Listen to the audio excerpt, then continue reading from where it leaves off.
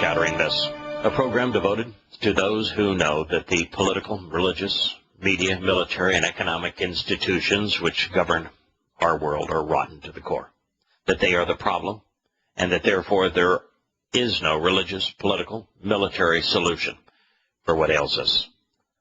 Our mission, therefore, is to look behind the headlines to know who is perpetrating the crimes that over the course of the next 15 years will continue to wreak havoc.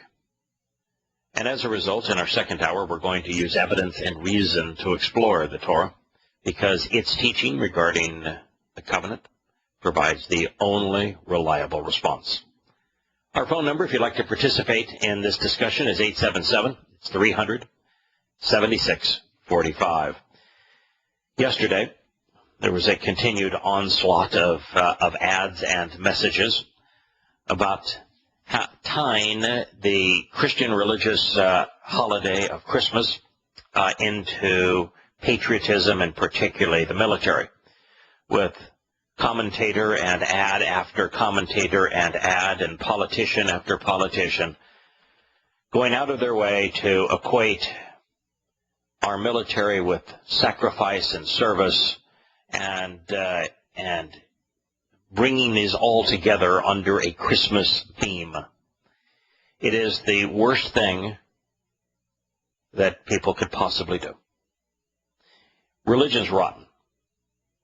The military most always makes a bad situation worse. Current situation in Afghanistan, what we did in Iraq, what we are aiding and abetting in Libya and Syria, what we do with our drones in Pakistan and Yemen, exacerbates bad situations. In every one of these cases, we have made bad situations much worse. And so to celebrate the military and to equate the military to a Christian religious holiday, which is wholly Babylonian and pagan in its origins anyway, bringing these things together and creating a national politic, blending them, it's repulsive. It's as if the Christian God is indeed a God of war, as if Christianity has not moved an iota from Constantine, the general who was at war with his own nation, looking up at his God who was the sun, Mithras, seeing the pagan symbol of the cross, and hearing Satan say, "Under this sign, conquer." We have now progressed 1,700 years from that day, and yet Christianity is still mired in onward Christian soldiers. This is from an article that, in fact, two articles that I found regarding the Pope and his message yesterday and on Christmas Eve. And so I would like to share with you some of what he said and to review it with you so that you know what he said that is true, what he said that is false.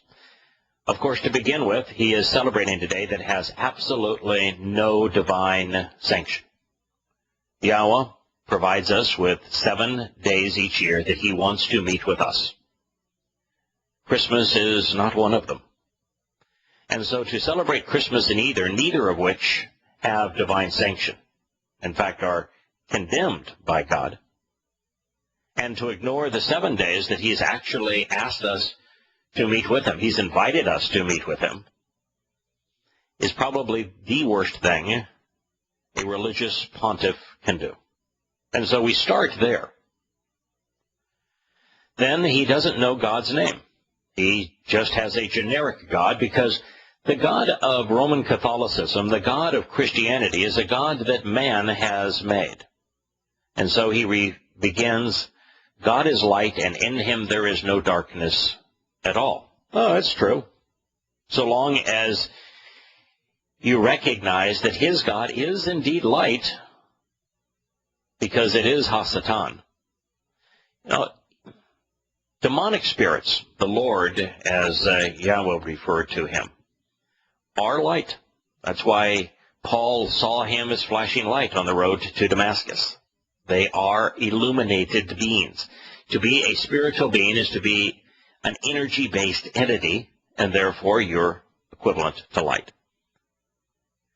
He went on to say, yet on part of the people, there are times of both light and darkness, fidelity and infidelity, obedience and rebellion, times of being a pilgrim people and times of being people adrift. Fidelity and infidelity are reasonable terms if used in the sense of a monogamous relationship with Yahowah through the covenant. They are pagan terms, and they are religious terms used in any other context. Since there was no mention of Yahowah or his covenant here, they are pagan terms. It would be Fidus is a pagan god, and faith is a holy religious concept. That faith and religion have become so interwoven, they are now synonymous terms. What is one's faith? What is one's religion? They are the same. But to those who know Yahowah, someone this Pope does not know, emphasize faith, because faith is the only answer for those who do not know. It is a crutch. It fills the void when you do not know. So God does not call us to faith. He only calls us to fidelity as it relates to his covenant and to his name and to him as he is, as he described himself in his Torah. There's no mention of that here, which means that this Pope is entirely wrong. He then compares obedience to rebellion. God is not about obedience. There is no Hebrew word for obedience. Paul speaks of obedience, but it's obedience to Paul's message. Yosha never speaks of obedience. The Torah is not a set of laws. Now, Roman Catholicism has their church canon, and they do have their set of man-made laws, and they want all Catholics, in fact, they would like everyone in the world, to obey their laws and not to rebel against them. And just think of what happened when the Roman Catholic Church held sway over Europe. If you rebelled against their laws, if you were not obedient to them, you were tortured and then killed. But obedience is never an appropriate term when speaking of our Heavenly Father. His children, his covenant children, are not called to obey. We're invited to learn. At times of being a pilgrim people and being a people adrift, pilgrims are religious individuals.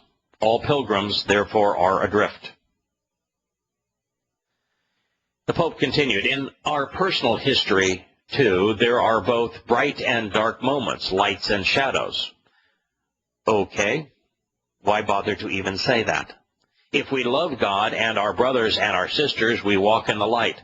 So here is a Pope who has just told his listeners that obedience is what is desired, and then he says that all you need to do is love. Well, those are completely opposite concepts. It's completely hypocritical. Might flow off the tongue beautifully, but such a thing cannot be stated by a rational individual. If you are called to be obedient, then your love is irrelevant. In fact, those who obey do not love. If you are being controlled, influenced in the sense of laws and obedience, then loving relationships aren't even part of the equation. It's the problem with this Pope. But all popes are misguided. They are greedy, self-centered, incredibly deceptive. But this particular Pope is a nincompoop. I mean, the reason that he says things that are so unexpected is, I'm telling you, he's not a few cards shy of a few deck. He's missing an entire suit. Then he says, but if our heart is closed, we are dominated by pride, deceit, self-seeking, then darkness falls within us and around us. So he is speaking here not of our mind being closed, and that's what really Yahowah wants to reach us through our minds. That's why our eyes and our ears are adjacent to our brains. It is through observing what he has said, listening to what he has to say, and thinking about it that we come to know who he is. If our minds are open, in fact, he even says the Torah, which is the source of our salvation, is easy to understand for those who are open-minded. Well, this Pope says that's not the source of pride, that's not the source of deceit, that's not the source of self-seeking, or the means to darkness. No, it has all to do with the heart. He wants you to feel, not think, because you can't be a thinking Roman Catholic. If you're informed and rational, you cease to be a Catholic. It is impossible to be an informed and rational Roman Catholic, because the religion's teachings, just as this Pope's slogans, are self-contradictory. They demean and contradict the very testimony of the God they said authorized them. Therefore, if you are informed and you know what Yahowah said, and you compare it to what Roman Catholics claim,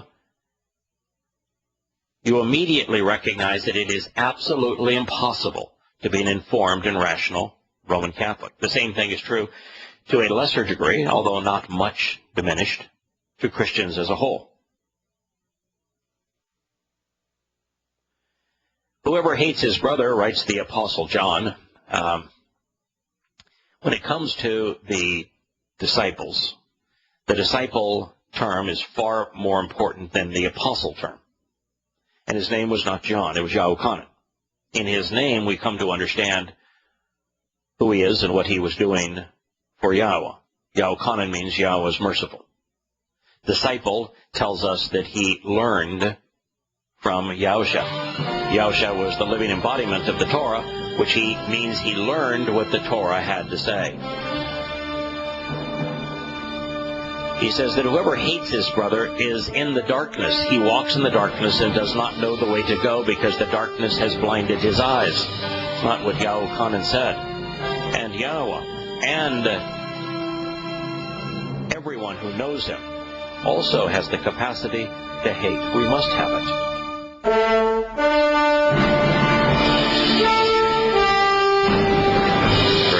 One of the misconceptions in today's politically correct world, and it's also manifest in the religious world, is this notion that hate and hate speech is a bad thing, and that we just all ought to love one another, and we all ought to respect one another, and we all ought to get along with one another.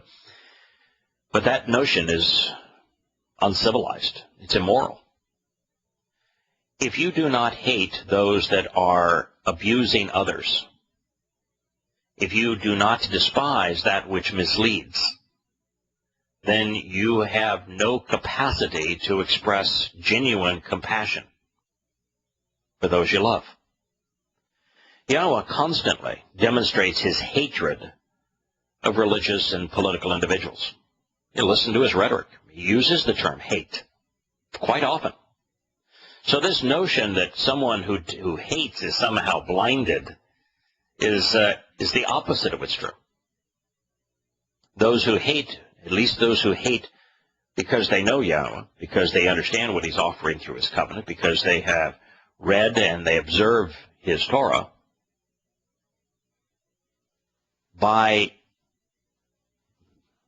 through understanding it, by coming to know its author, come to despise that which misleads people, taking them away from it. Now, here's the comment of one of the thousands, hundreds of thousands that congregated at the Vatican to celebrate what is wholly a pagan holiday. I mean, the Roman Catholic Church adopted Christmas because they wanted to expand their influence throughout Europe, and because the Romans and the Greeks and the Egyptians and the Babylonians, to expand their empire even beyond Europe, were celebrating Christmas under a variety of different names, but always on the same date and always for the same reason, the birth of the Son of the Sun, the nativity of the Son. They presented in all of these pagan religions as the Madonna and Child. Because of that, the Roman Catholic Church simply incorporated Christmas into their religion so that it would be comfortable and make it easier for them to increase their influence around the world. So, in this celebration of a pagan holiday, one of the worshipers says, we want to share this special moment, so Christmas to them is special.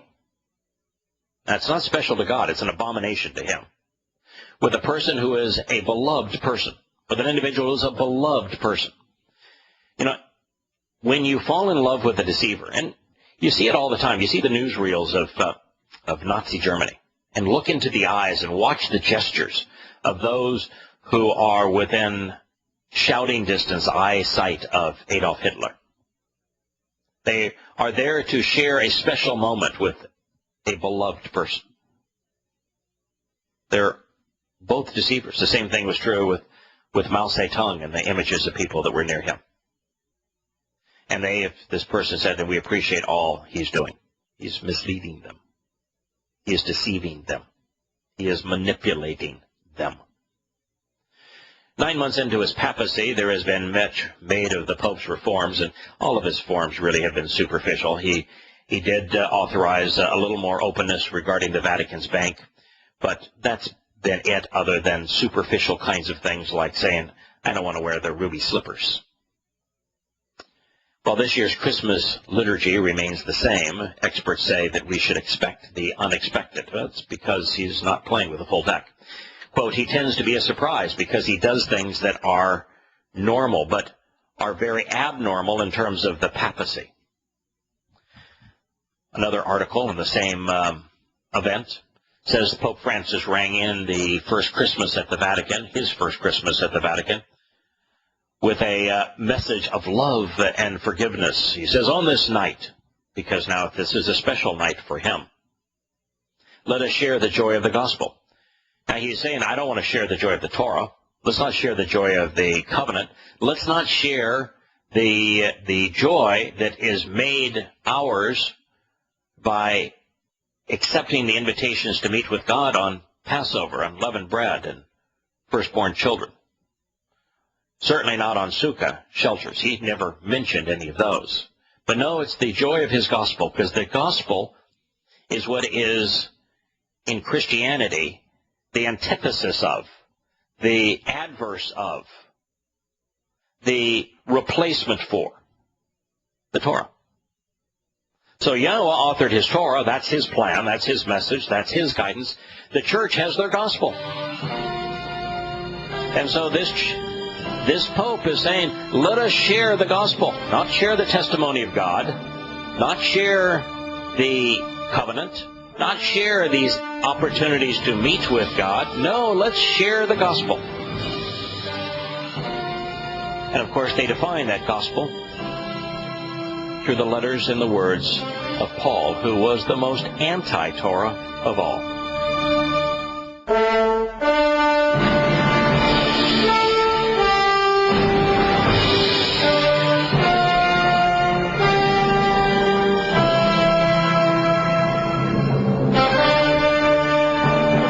Welcome back to Shattering Myths. This next comment is a religious comment, as is the one that follows. It is somewhat true, but in the case of the individual who is saying it and to whom he was conveying it, it is wholly false. It's simple. It says God loves us. He hates the Pope, and he does not know the vast majority of those who are listening to him. If you don't know someone, you most certainly can't love them. And if you despise someone, you certainly do not adore them. God loves the children of his covenant. And for them, he made all sacrifices and did everything that he promised to enable us to grow and to live and to be part of his family, to spend eternity with him. But he makes it very clear that he does not love everyone. As a matter of fact, he goes way out of his way to describe the kinds of individuals that he despises. Then this reads, he so loved us that he gave his son to be our brother. What that does is completely misrepresent the concept of son. You know, Yahuwah referred to himself as the Son of Man. Did not refer to himself as the Son of God. Yahuwah is actually the diminished corporeal manifestation of Yahowah, set apart from Yahowah to represent the teachings of the Torah and to enable its promises relative to the covenant. Therefore, to fulfill Pesach, Matzah, Bokorim, and Shavuah, which he did in year 4000 Yah, 33 CE. Son speaks of the relationship in the sense of a son is about their father's business, which is what Masayah means. Means the work of Yah. It is what the name Yahusha conveys. Yahweh saves. But when you look at Yahusha, and of course this Pope doesn't even know his name, he will refer to him as either the Lord, which is Satan's title, or as Jesus, which is without basis. When you look at him as being a individual, a unique individual, and as your God, then you are wholly disengaged from what he represented and had to say. We can look through him to see Yahowah. We can notice that he points to Yahowah. We can listen to him convey the words of Yahowah. We can follow his example as he walks down the path that leads to Yahowah. But the moment that we focus on Yahusha as if he were a unique individual, we've lost sight of what Yahusha means, of this whole concept of being set apart, and of Yahusha being the corporeal and diminished manifestation of Yahowah. He did not give us his son to be our brother. You see, once you recognize that Yahusha is a diminished corporeal manifestation of Yahowah, and that Yahowah is our Father, then you recognize that Yahusha took on physical form to enable the promises of Pesach, Matzah, Bokorim, and Shavuah, to enable the benefits of the covenant, because he is our Father, not our brother. To be light in darkness, this represents, and yet the darkness of the Roman Catholic Church is probably the gloomiest that man has ever experienced.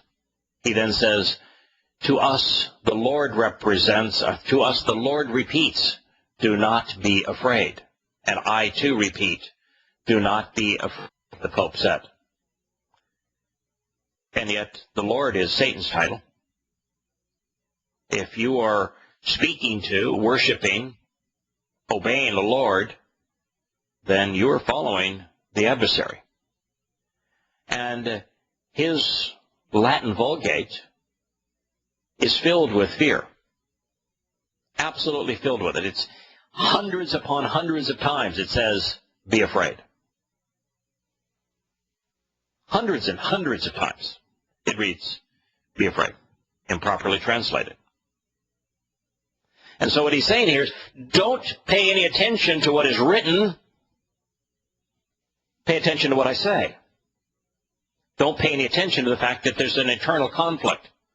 And if what is written is true, what I'm saying is a lie. If what I'm saying is true, what is written is a lie. He then says, our Father is patient as he moves from son to father. He loves us.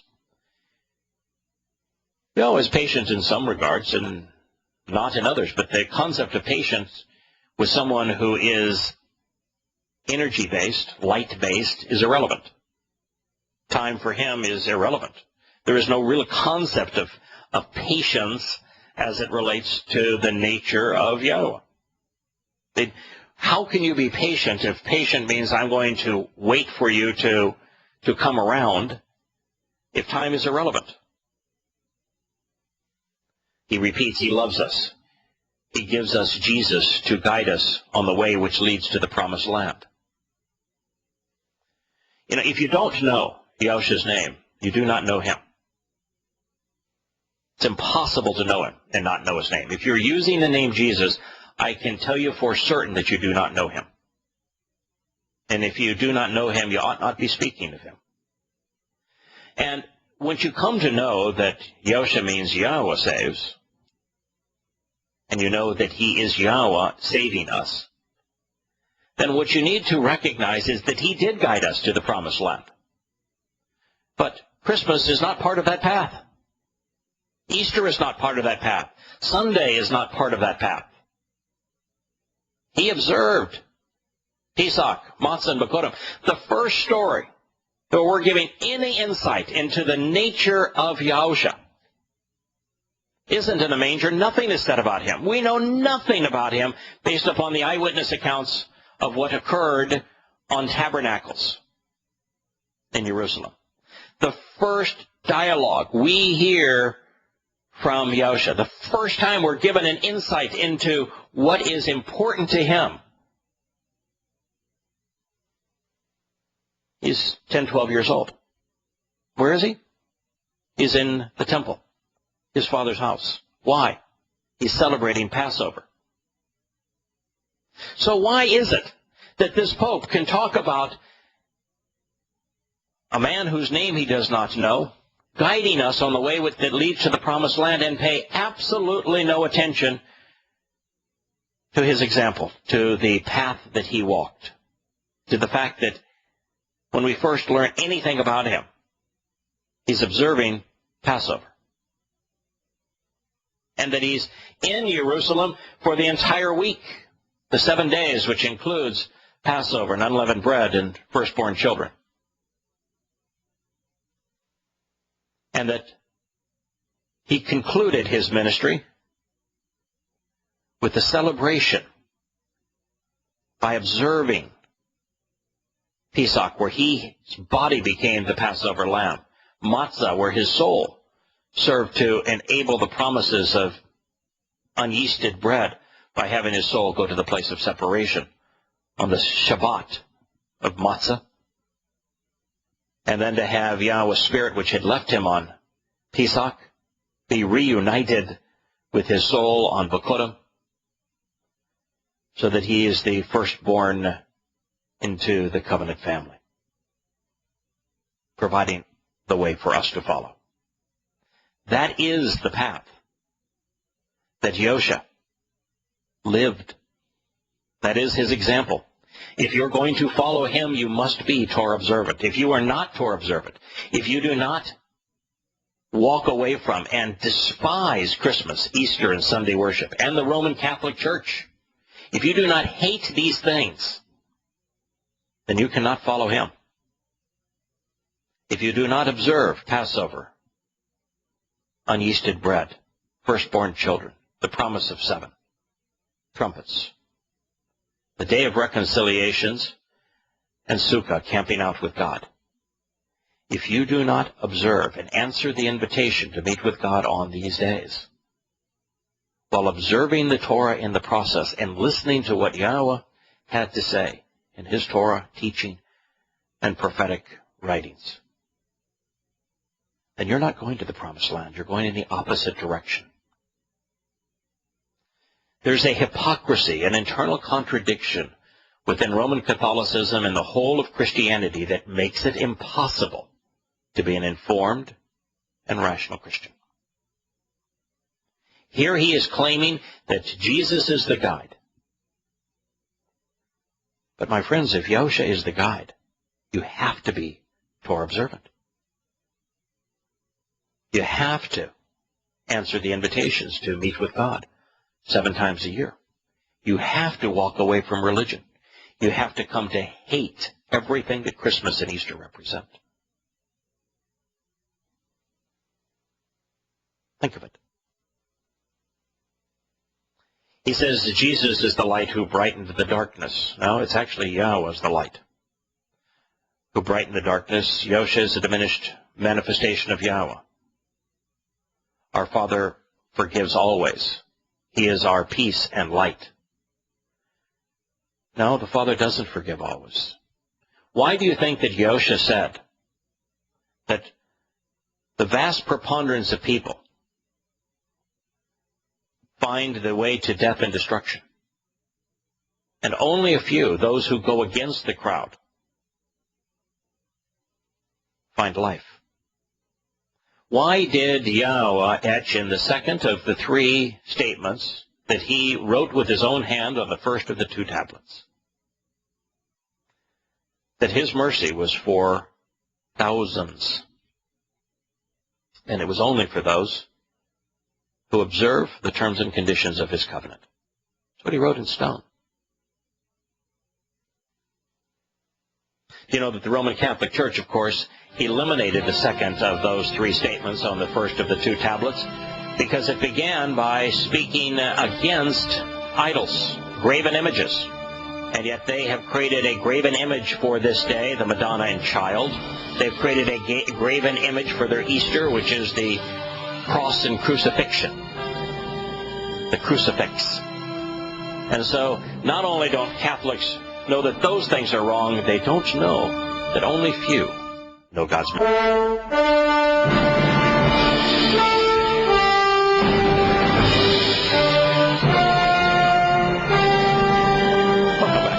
Shattering Myths.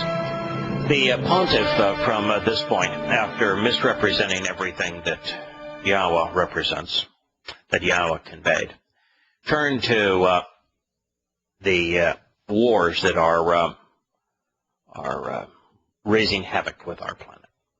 And he tells us that he wants peace to happen, and he wants us to pray for Syria, South Sudan, the Central African Republic, and the Holy Land. Of course, he never mentioned, and nor did his predecessors mention, the Sudan when the Islamic government in the north was perpetrating genocide against 3 million people throughout the south and the Darfur region of the Sudan.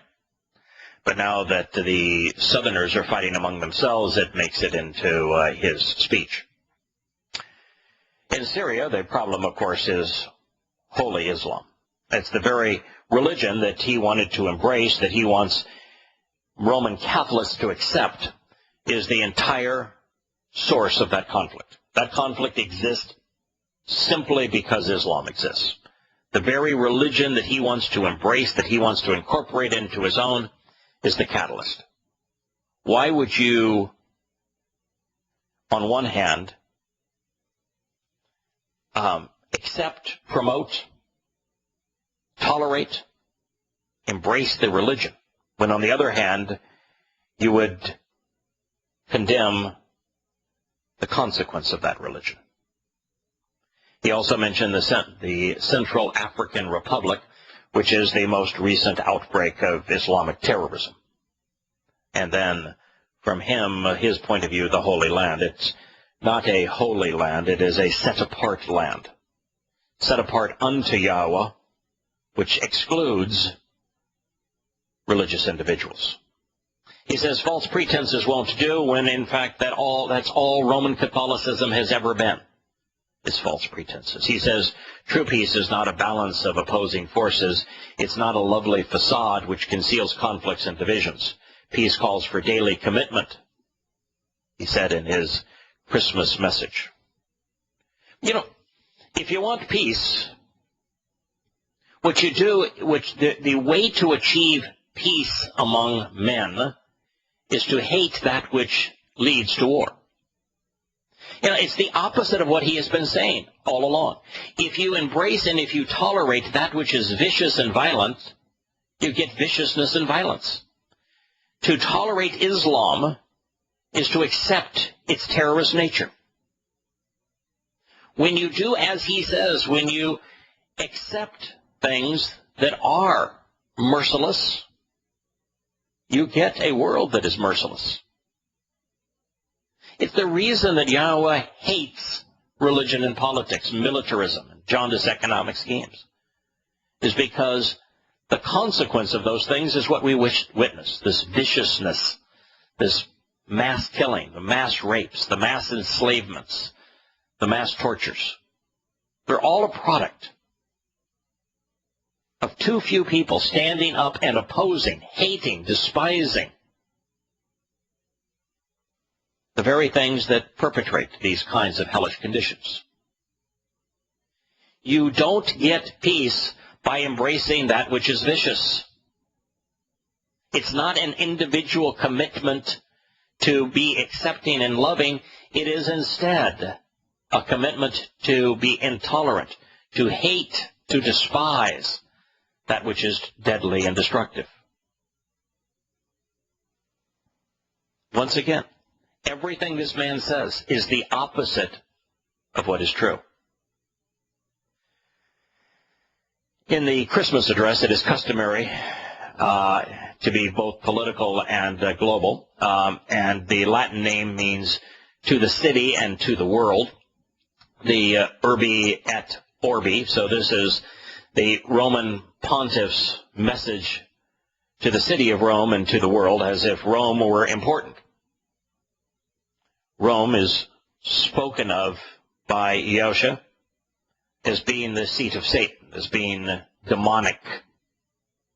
Popes give the address the blessing on special occasions such as Easter and Christmas, which are the two most pagan announcements in all of Christianity.